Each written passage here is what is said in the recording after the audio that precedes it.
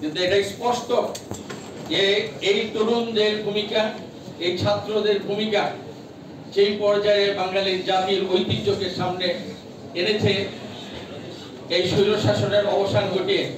সেই ক্ষেত্রে আমরা খুব একটা ভূমিকা পালন করতে পারি নাই। 1971 সালে মহান মুক্তিযুদ্ধে আমি অংশগ্রহণ করেছিলাম। আমি যুদ্ধকালীন কমান্ডার ছিলাম। কেন মুক্তিযুদ্ধ অংশগ্রহণ করেছিলাম সেগুলা সবাই আপনারা জানেন। এই স্বৈর শাসক 15-16 বছরে মহান মুক্তিযুদ্ধের চেতনার কথা বারবার বলে সম্পূর্ণভাবে তাদের ব্যক্তিগত স্বার্থে এই রাষ্ট্রীয় ক্ষমতা অন্যায়ভাবে ধরে রেখে তারা নিজেদের সাথে এটাকে ব্যবহার করেছে।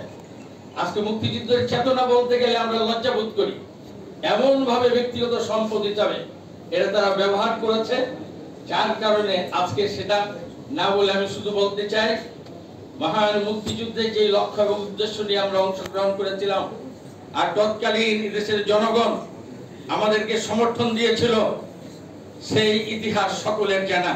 কিন্তু এই স্বৈর শাসক সেই ইতিহাসকে সম্পূর্ণভাবে বিকৃত করে নিজেদের স্বার্থে নিজেরা এই মুক্তিযুদ্ধের চেতনাকে বিক্রি করেছে।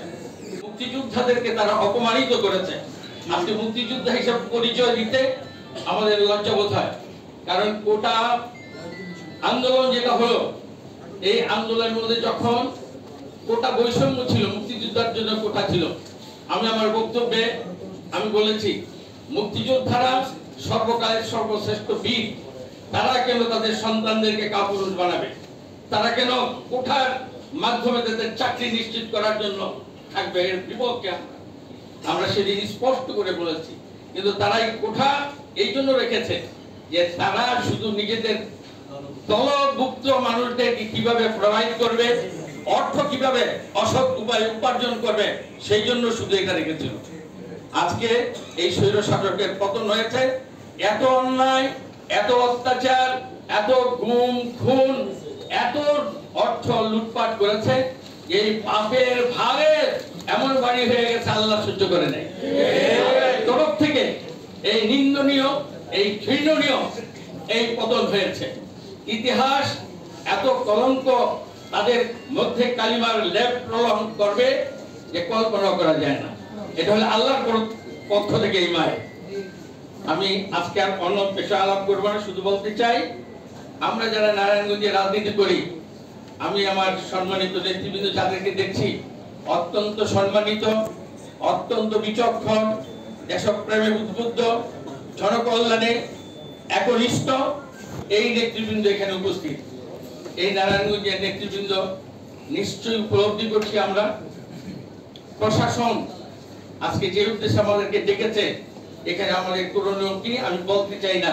সম্মানিত নেতৃবৃন্দ অত্যন্ত সুন্দরভাবে এগুলা বর্ণনা করেছেন, খুবও বলেছেন, আবার গঠনমূলক কথাও বলেছেন। নিশ্চয়ই আমরা সেটা বুঝতেছি। তো সেখানে আমি শুধু বলতে চাই, দেশে মুক্তিগামী মানুষের এই বিজয়ে প্রশাসন প্রথমত তাদের চিন্তা চেতনার একটা পরিবর্তন আনবেন, এটা আমি অনুরোধ করি। এই 16 বছর প্রশাসনে অনেক ভালো কর্মকর্তা, স্বাধীন চেতা কর্মকর্তা থাকার পরেও এই স্বৈর শাসকের কারণে স্বাধীনভাবে কাজকর্ম করতে পারেন নাই। আজকে নতুন ভাবে দেশ স্বাধীন হয়েছে, আপনাদের মন, মস্তিষ্ক এবং চিন্তা পরিবর্তন আনবেন, এটা আমরা প্রত্যাশা করি। আমরা এই প্রশাসনের মাধ্যমে দেশ পরিচালনা করতে হবে, ভালো করে এটা আমরা বুঝি, ভালো করে আমরা এই নারায়ণগঞ্জের নেতৃবৃন্দ সেটা বুঝি। এবং আপনার সম্পর্কে, জেলা প্রশাসন সম্পর্কে বলতে চাই যে এখানে কয়েকজন আপনার সম্পর্কে বক্তব্য দিয়েছে। আমি শুধু একটা কথা বলতে চাই, স্বৈর শাসকের সময় একটা সভায় আপনি অংশগ্রহণ করেন নাই, আপনার সহকর্মীরা অংশগ্রহণ করেন নাই। আমি সেই কথাটাকে মনে রেখে বলতে চাই, আপনার মধ্যে যে চেতনা আছে, এই চেতনা হয়তো আপনার সহকর্মী অনেকের মধ্যে নাই। তো সেই জন্য আপনি ব্যবস্থা নেবেন।